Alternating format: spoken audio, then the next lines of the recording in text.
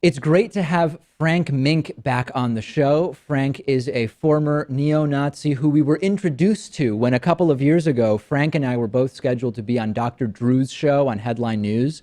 And when they were interviewing Frank, my picture popped up as the person being interviewed, and it was my mugshot with Frank Meeink, former neo-Nazi, up on the screen. It was really weird. I was one of the more clean-cut former neo-Nazis that Dr. Drew had ever interviewed. In any case, we met Frank through that mix-up, and he's been on the show a bunch of times since. Frank, here's what I want to start with you. What is it Yes. about Donald Trump that has interested white supremacist, white separatist, neo-Nazi types so much? Is it policy? Is it his persona? Why do they like him? No, it's really not right now. It mainly is that they're, for one, getting the black guy out of there, and then his closest ally, who was the woman. I mean, they've been so against anything Obama now that, I mean, they would vote in anything. They would vote in a ham sandwich if they could, if it was be anything that would get the Obamacare out, something that they're so afraid of this. They're continuing giving black people, poor black people, health care. And I mean, you see the rage when they bring up Obamacare, and a lot of the white supremacist groups just feel that it's just this is the best way to get rid of all of that, was getting Donald Trump in, because hands down, if Donald Trump was just standing by himself and this was all, they wouldn't vote for him. They wouldn't like him. They would hate him. He's part of the TV world. He's part of and then, he's not what they would picture as a good leader, but they're just so willing to get the one out that they'll take Obama, they'll take Trump for right now. So in your sense, a lot of the attraction is not necessarily specific policies that a so-called white supremacist or white separatist would like, but it's more that right now, Trump was the white guy who was running, and he was against a lot of the stuff Obama did, and that's sort of enough, and it doesn't even really matter the specifics of what it is that Trump stands for. Right. Because the one thing, well, there's two things. The birther, they kind of were all, they liked that part. And then his immigration was definitely his second. So the one thing that they did match up on, they loved. And nobody else was, that they felt, talking about that type of stuff. Plus, I mean, even though he's not a working class guy, he kind of talks working class, even though he's the most furthest thing from a working class guy. Yeah. So that's, again, that's the little images of stuff. He kind of, I mean, kind of a rude he would say things, and to the white working class guy who's feeling that he's been being kicked around for the last couple of years, it just matched kind of the way that they felt. And Frank, when you were an active neo-Nazi and you were associating with neo-Nazis and white supremacists, did any of them really think that there might be a president someday that would really sort of be supportive of their views? Or was it a different standard where it was more like, if we can get anybody who's just kind of anti-immigration and more of like a, hey, white people are good people too type of populist rhetoric, that was really all they could hope for, and it would be more of like an opportunity to maybe do something? Did any of them really think there might someday be a white supremacist president? No, we never thought that. We thought that this country would have to be separated to get that. So for this to happen, but then again, I was in the era before Fox News. I mean, back then we thought every news agency was against us, and then there's starting to be certain news organizations that are supposedly legitimate, and they're saying the same I mean, God, I was just with a bunch of formers this last week. We were all talking about the election, and it's all former white supremacists and right-wing extremists. And we were saying about how, again, Fox News and a lot of the Trump rhetoric that is kind of being said, and stuff from the alt-right, is just recycled what we said 25 years ago, except for they took the word Jew out. And they put the word federal government in, where instead of saying the N-word or black people, they say the entitlement, people that entitlement. Right. And they're just basically saying the same exact thing we did, word for word, except for they took one word out. And Is that News, maybe why, Frank, is that maybe why Trump's rhetoric has been appealing to white supremacists? Because even though he's not using, like you're saying, the N-word or referring to Jews, that the entire vocabulary and presentation maybe is making white supremacists say, he sounds like some of the stuff that we like, even if he's using slightly different words. Is that maybe the appeal? But yeah, because like we know that there is an appeal there because they're excited he won. But I know that from listening when Trump was first running, they didn't like him. But, this was the, if I'm finally going to win, if I have to win, I'm going to have to win this way. And so they're just accepting of him. But yes, I mean, again, it's that rhetoric. It's that beating.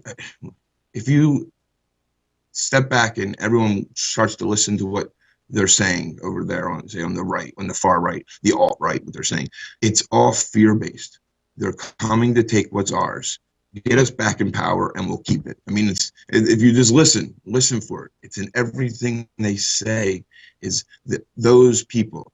And I think I talked to you about this before. On when I first got recruited into the movement, it's a bait and switch. They tell you, come come join this group, be proud of your heritage, be proud of what you are. And you go to these meetings and you go to Bible studies. We never talk about being proud of being anything. We always say, look at what they're doing. Look at what the others are doing. Look how they're destroying ours. It's always about the other people. So this is the same thing. And so when I listen to the rhetoric on their side, it's just mind-boggling. And I'm hoping, and what I'm trying to do is keep a historical checklist in my head, and let's go back to the 30s in Germany and see if these, start checking off some of these checklists. I know everyone's kind of afraid of the Hitler reference, but Yeah. I mean, there is some things that make me concerned. So, well, the comparison I made, Frank, was more towards like the strongmen, Latin American dictator types that pretend to be left-leaning populists, and how there's a lot of, the attack on the integrity of the legal system, attacks on the integrity of intelligence agencies. But what I want to talk with you about next is Donald Trump on paper, right?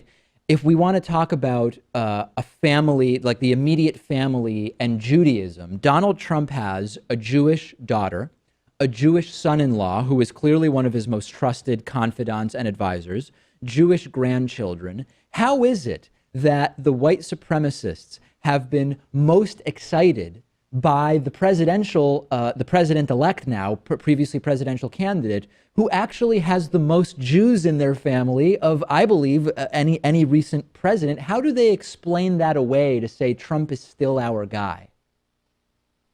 well, even say recent, I would probably say ever. I think so. Yeah, probably. But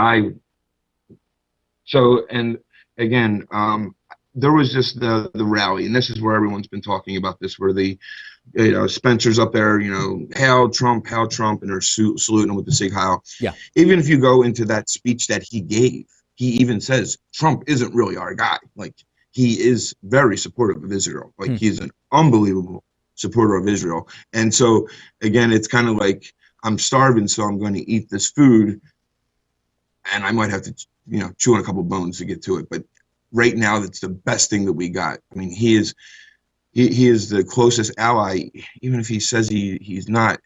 So how they're accepting of it is they have no other choice, but they're so, like, his joke was, I did the Sig Heil because I knew it would piss off liberals. That's what he said. That's his quote. We all did that just because it would piss off liberals.